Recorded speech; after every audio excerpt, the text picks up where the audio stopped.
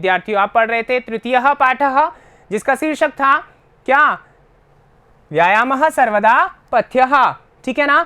और इसके आपने 5 भागों का अध्ययन कर लिया था, या यूं कह लीजिए आपने 9 श्लोकों का अध्ययन कर लिया था, जिसमें व्यायाम के जो लक्षण हैं, व्यायाम के जो फायदे हैं और व्यायाम से होने वाले या परिवर्तन जो है वो आप सभी ने पढ़ लिए हैं। और इसी क्रम में विद्यार्थियों छठे भाग में हम लेकर के प्रस्तुत हैं दशमैकादशौ श्लोकौ, यानी कि 10वां और 11वां श्लोक, या इस पाठ के जो 2 अंतिम श्लोक है वो यहाँ पर हम पढ़ने वाले हैं। और इसमें हम जानने वाले हैं कि किस प्रकार व्यायाम जो है और फायदे हमको देता है और कब हमें कैसी स्थिति में व्यायाम करना चाहिए। जैसा कि पिछले भाग में आपने पढ़ा कि आधे बल से हमें व्यायाम करना चाहिए। व्यक्ति का आधा बल जितना होता है उससे अगर अधिक वह व्यायाम करता है तो वहां पर वह अपने ही शरीर का नुकसान करता है, अर्थात रोगों को या हानियों को प्राप्त करता है, ठीक है ना विद्यार्थियों। तो यहाँ हम पढ़ने वाले हैं कि आधा बल क्या होता है और कैसी स्थिति में, किन परिस्थितियों में हमें व्यायाम करना चाहिए, ठीक है। शुरुआत करते हैं, कॉपी पेन साथ में लेके बैठ चुके हैं। और इससे पहले, शुरुआत करने से पहले पिछले भाग के प्रश्नोत्तरों की एक बार नजर डाल लेते हैं उन पर कि किस प्रकार आपने लिखा है उनके उत्तर। यहां पर देखिए भावबोधन प्रश्नानि, ठीक है। यहाँ 8वें श्लोक से था पहला प्रश्न, केशाम कृते व्यायामः पथ्य भवति। इसका उत्तर है बलिनाम स्निग्ध भोजिनाम कृते व्यायामः पथ्यः भवति। पूरे वाक्य में उत्तर लिखना था तो इस प्रकार लिखा जाएगा, ठीक है ना। तो यहाँ पर बलिनाम स्निग्ध भोजिनाम, फिर है कदा व्यायामः पथ्यतमः भवति पूर्ण वाक्येन, ठीक है ना, यानी कि कब व्यायाम और भी अधिक अनुकूल हो जाता है या फायदेमंद हो जाता है। तो शीते वसंते च व्यायामः पथ्यतमः भवति, यहाँ से, ठीक है। आइए आगे चलते हैं। आगे देखिए, उष्णे इति पदस्य विपरीतार्थकम पदम, विपरीतार्थ का मतलब विलोम, पद्यांश से चुन करके लिखना था और आपने लिखा है शीते, बिल्कुल सही लिखा है। आगे देखिए, तेषाम इति सर्वनाम पदस्य स्थाने संज्ञा पदम लिखत, यानी संज्ञा पद लिखना है तेषाम, मैंने आपको बताया भी था, समझाया भी था। तो यहाँ बलिनाम स्निग्ध भोजिनाम के लिए तेषाम का प्रयोग किया गया है। आइए आगे चलते हैं।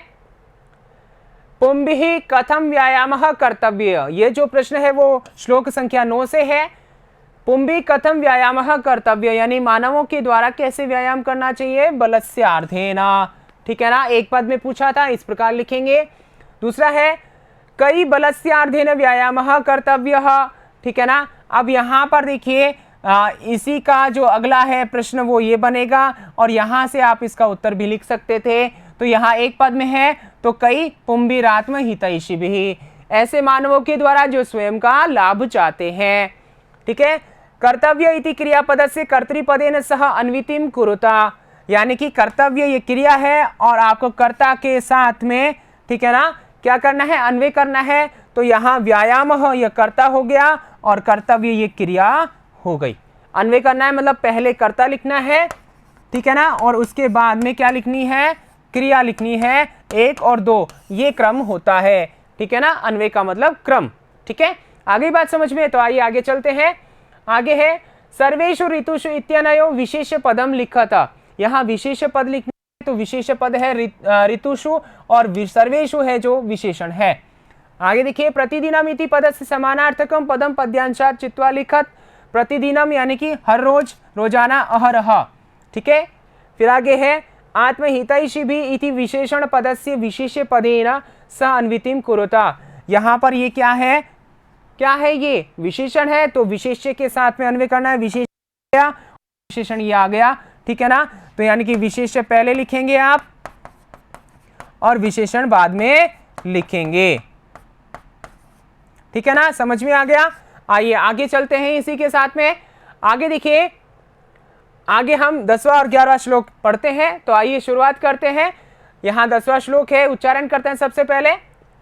हृदि स्थान स्थितो वायुर्यदा वक्त्रं प्रपद्यते व्यायामं कुर्वतो जंतो तद्बलार्धस्य लक्षणम, ठीक है। यहाँ पर देखिए विद्यार्थियों, इसका अर्थ हम जानते हैं। यहाँ पर हृदय है, ये री की मात्रा है ऋषि वाली, तो यानी कि हृदय में, ठीक है ना, स्थान स्थितो, हृदय में स्थित जो है, ठीक है ना, हृदय में स्थित जो है, ठीक है, वायु, वायु, वायु यदा का मतलब है वायु यदा। अच्छा, यहां बताया क्या गया है इस श्लोक में? मैंने कहा था कि बलार्ध का जो लक्षण है वो बताया जाएगा आगे। तो यहां जो आधा बल होता है, ठीक है ना, बलार्ध कह लीजिए,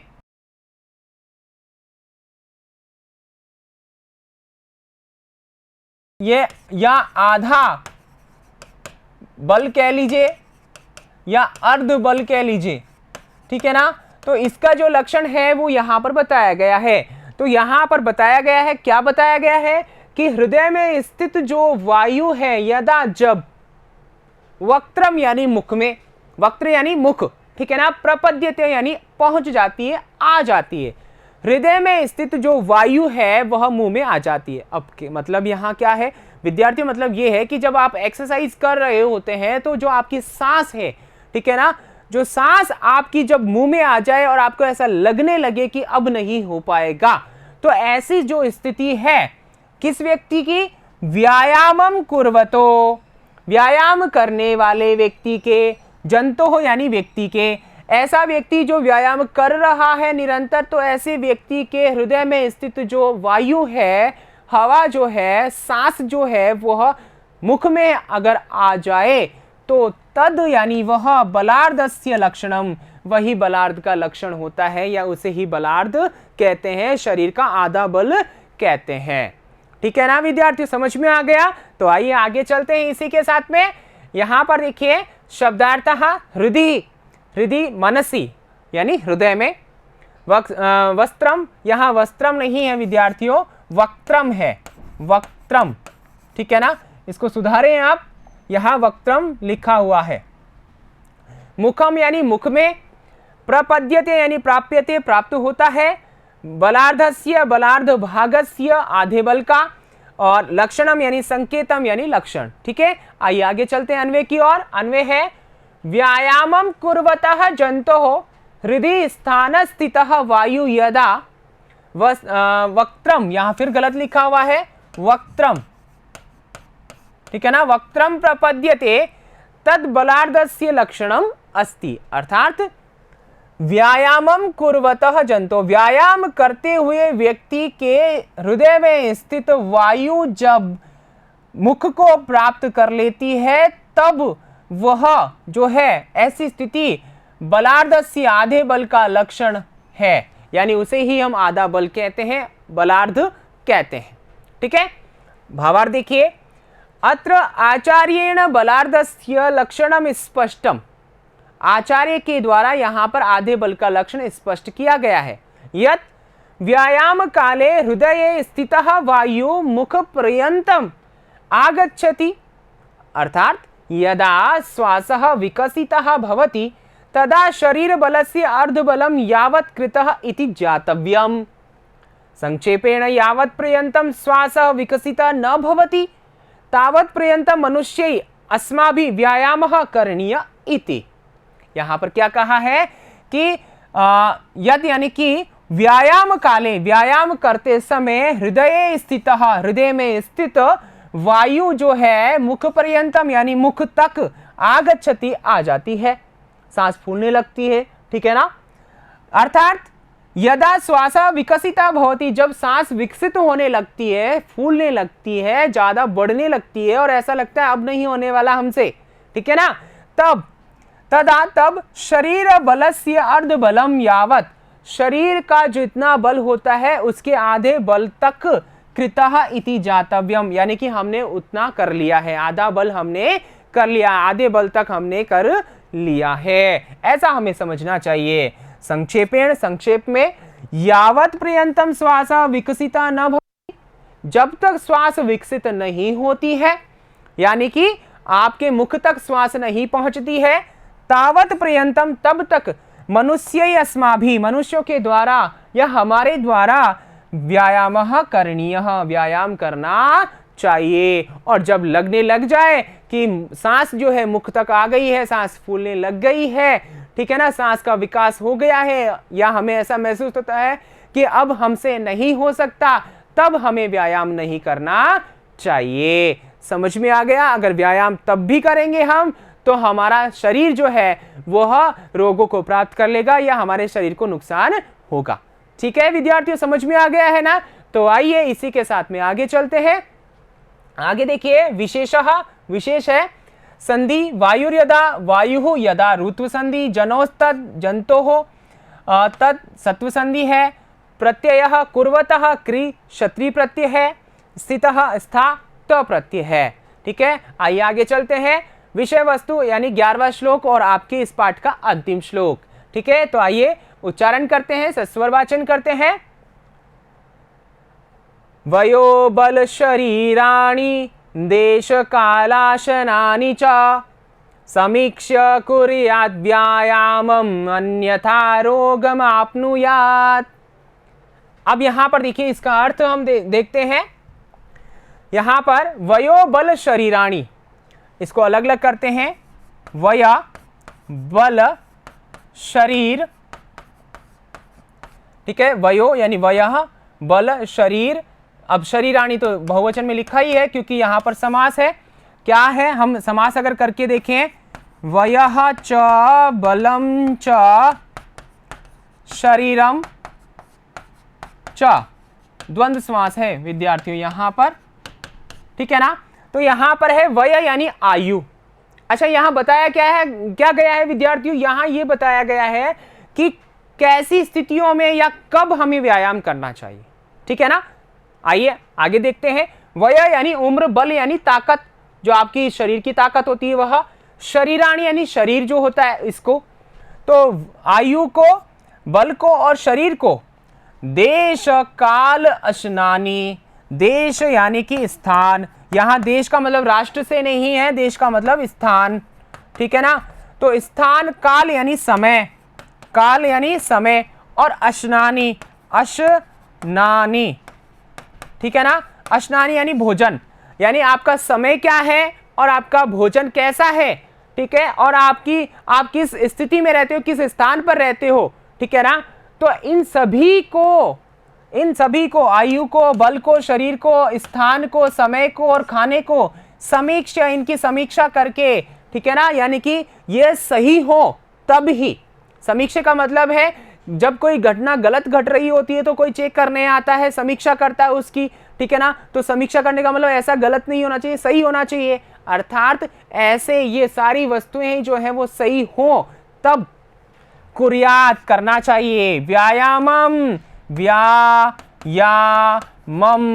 अन्यथा नहीं तो वरना रोगम आपनुयात, रोग को प्राप्त कर लोगे। तो यहां पर क्या बताया है, यहां बताया है विद्यार्थियों कि उम्र, बल और शरीर, स्थान, समय और भोजन, इनका सही से व्यवस्था करके, व्यवस्था करने का मतलब ये अगर आपके पास में सही है, अच्छा स्थान है, अच्छी उम्र है आपके पास में, ठीक है ना, आप बच्चे को व्यायाम करने को कहोगे तो वो नहीं कर पाएगा, एक बुढ़े व्यक्ति को व्यायाम करने को कहोगे तो वो नहीं कर पाएगा। अर्थात सही उम्र होनी चाहिए, ठीक है ना, और बल भी होना चाहिए। ठीक है ना, जो ज्यादा मतलब कृशकाय है यानी कि उसमें शक्ति ही नहीं है चलने तक की, और उसे कहो व्यायाम करो तो वो नहीं कर पाएगा।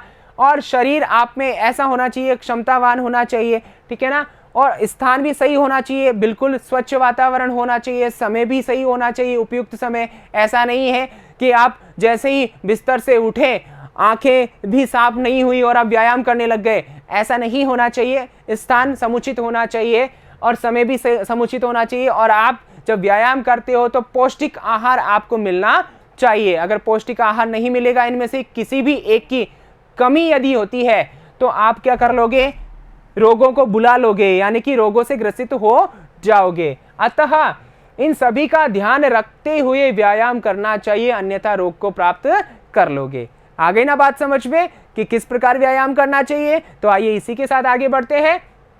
शब्दार्थः वयो बल शरीराणि, आयु बल शरीराणि, आयु बल शरीर को, देश कालाशनानि, स्थान समय भोजनानि, स्थान समय भोजन को, समीक्षा परीक्षा यानी दृष्टवा, समीक्षा करके या जांच करके, कुर्यात यानी करणीयम करना चाहिए, आपनुयात यानी प्राप्नुयात प्राप्त होना चाहिए।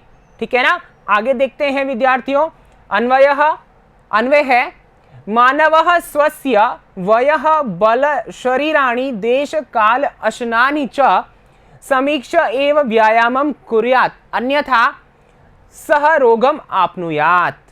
अर्थात क्या अर्थ हुआ इसका, मानवः यानी मानव स्वयं का जो है बल, आयु, शरीर, देश यानी स्थान, समय और भोजन की समीक्षा करके ही व्यायाम करे, नहीं तो वह रोगों को प्राप्त कर लेता है। भावार्थ, भावार्थ देखिए, आचार्य स्पष्टयति यत् मानवः स्वस्य आयुः बलं शरीरस्य क्षमता स्थानं समयः भोजनं च इति एतानि सम्यक् विचार्य एव व्यायामं कुर्यात् अन्यथा तस्य शरीरं रोगग्रस्तं भवितुम् अर्हति।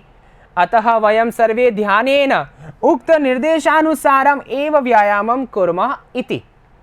यहाँ पर देखिए क्या कहते हैं, आचार्य स्पष्ट करते हैं कि मानव स्वयं की आयु, स्वयं का बल, स्वयं की शरीर की क्षमता, स्थान, समय और भोजन, इन सभी की अच्छे प्रकार से सोच समझ करके या विचार करके इनके विषय में विचार करने के उपरांत ही व्यायामः कुर्यात्, व्यायाम करना चाहिए उसे, अन्यथा नहीं तो उसके शरीर, जो उसका शरीर है, रोग ग्रसित हो सकता है। अतः इसीलिए वयम सर्वे, हम सभी जो हैं वे ध्यानेन, ध्यान पूर्वक, या यूं कह लीजिए उक्त निर्देशानुसार, हम ये इस श्लोक में बताया गया है उसके निर्देशों के अनुसार ही व्यायाम करें। ठीक है ना, समझ में आ गया है ना। तो आपको व्यायाम कैसे करना चाहिए, इन निर्देशों का पालन करते हुए व्यायाम करना चाहिए। तो आइए इसी के साथ आगे बढ़ते हैं। आगे देखिए, विशेषः समास की बात करते हैं तो वयो बल शरीराणि, वयः च बलं च शरीरं च द्वंद्व समास, देश कालाशनानि, देशः च कालः च अशनं च द्वंद्व समास, और प्रत्यय है समीक्ष, सम, ईक्ष और ल्यप। ठीक है ना, यानी सम उपसर्ग है, ईक्ष धातु, ल्यप प्रत्यय। आइए आगे चलते हैं। आगे देखिए, भाव बोधन प्रश्नानि, यहाँ पर 10वें श्लोक से प्रश्न है, बलार्धस्य लक्षणम किमस्ति, एक वाक्येन, मुखम इति पदस्य पर्याय पदम पद्यांशात् चित्वा लिखत। ठीक है। तीसरा है, कुर्वतः इति पदस्य प्रकृति प्रत्ययम पृथक कृत्वा लिखत।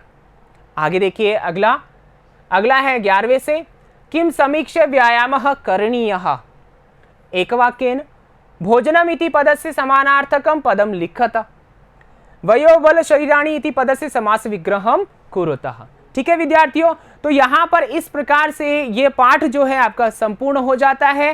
प्रश्न उत्तर हम आगे करेंगे अगले भाग में, लेकिन यहाँ पर आपने क्या पढ़ा विद्यार्थियों, आपने व्यायाम की परिभाषा जानी। ठीक है ना, कि शरीर के द्वारा जो आयास किया जाता है वह व्यायाम कहलाता है। आपने बहुत सारे फायदे जाने, ठीक है ना, व्यायाम के, कि किस प्रकार जो व्यायाम है अगर कोई व्यक्ति करता है तो उसको किस प्रकार लाभ होते हैं, उसका शरीर बलिष्ठ होता है, मांस स्थिर होता है, उसके पास रोग नहीं आते हैं। ठीक है ना, और वह हमेशा स्वस्थ रहता है, किसी भी प्रकार का भोजन पचा सकता है, और साथ ही साथ यदि वह आधे बल के साथ व्यायाम करता है तो ये सब होता है, अन्यथा वो रोगों को प्राप्त कर सकता है। और समय, स्थान और शरीर की क्षमता, आयु, बल इत्यादि देख करके ही हमें व्यायाम करना चाहिए। ये सभी हमने इस पाठ में अध्ययन किया है। उम्मीद करता हूं विद्यार्थियों इस पाठ को आप जीवन में उतारेंगे और निरंतर प्रतिदिन व्यायाम करेंगे, ताकि आप स्वस्थ रहें और हमेशा खुश रहें। ठीक है ना, क्योंकि व्यायाम के माध्यम से ही चेहरे पर चमक आती है। ठीक है ना विद्यार्थियों, तो आप इस पाठ को अमल कीजिए, अपने जीवन में उतारिए। मैं लेता हूं विदा, आगे फिर मिलेंगे हम प्रश्नोत्तरों के साथ में इस पाठ के। तब तक के लिए धन्यवाद।